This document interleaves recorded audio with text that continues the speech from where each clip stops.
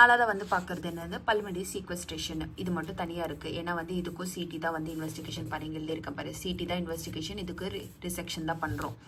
ஓகேவா? இதில் என்னென்னா வந்து பல்மனரி சீக்வஸ்ட்ரேஷன் தனியாக சீக்வஸ்ட்ரேட் பண்ணி வச்சுக்கோ.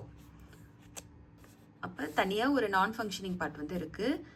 இதுக்கு வந்து ஒரு பிளட் சப்ளை என்னென்னா வந்து லோவர் தொராசிக், அதாவது இங்கே பாரு, இங்கே வந்து நம்மளோட சீமராஜாவில் வந்து சிகரெட் போட்டுட்டு இருந்தாரு. ஆனால் இங்கே வந்து சீக்வஸ்ட்ரேஷனில் சிகரெட் இல்லை. அப்போ அது தனியாக இருக்குது. அதுக்கு யார் பிளட் சப்ளை கொடுப்பா? லங்கோட பல்மனரி சப்ளை வந்துட்டு கொடுக்காது.